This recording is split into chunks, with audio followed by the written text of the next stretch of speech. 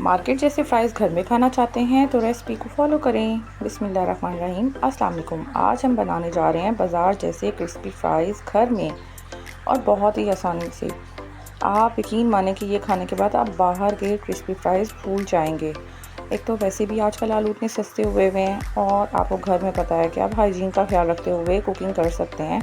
बाहर आपको नहीं पता कि किस तरह की चीज़ आपको मिल रही है। चलते हैं रेसिपी की तरफ। आपने जस्ट चिप्स काट लेने हैं अपनी पसंद की शेप में। मैंने जो KFC स्टाइल होते हैं उसमें कटिंग की थी। उसके बाद आपने उसके ऊपर जिस हिसाब से आपने चिप्स लिए हैं कॉर्नफ्लोर ले लेना है और जितना आपने कॉर्नफ्लोर लिया है उसकी हाफ़ क्वांटिटी जो है आपने राइस फ्लोर ले लेनी है। जैसे 2 चम्मच कॉर्नफ्लोर है तो 1 चम्मच आपने उसमें राइस फ्लोर ले लेना है। और जस्ट आपके पास अगर लहसुन पाउडर है आपने वो ऐड करना है और चाट मसाला या कोई भी बारबेक्यू मसाला फ्राइज़ पड़ा हुआ है या चिकन पाउडर कुछ भी आपने उसमें बस ऐड करना है और थोड़ा सा नमक डालकर आपने इसके ऊपर मसाला लगाना है और इसको फ्राई कर लेना है।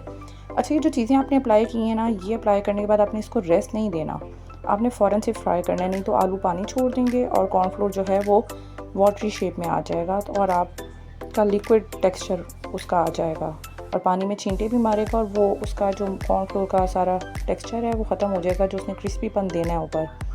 बस आपने इसको तेज़ आंच पे फ्राई कर लेना है। जितना आप उसको क्रिस्पी चाह रहे हैं, कलर चाह रहे हैं तो कलर दे दें, नहीं तो आप उसको लाइट कलर में ही उतार लें।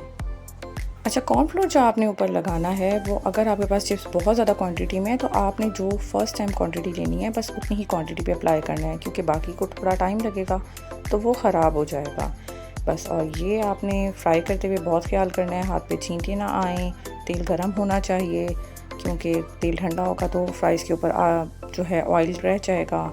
एंड में आपने इसके ऊपर नमक, चिकन पाउडर का मिक्सचर बना के इसके ऊपर स्प्रिंकल कर देना है। उम्मीद करती हूँ आपको रेसिपी पसंद आई होगी। इसको ज़रूर ट्राई कीजिएगा, बहुत अच्छे रिज़ल्ट्स मिलेंगे, फ़ीडबैक ज़रूर दीजिएगा। दुआओं में याद रखिएगा। अल्लाह हाफ़िज़।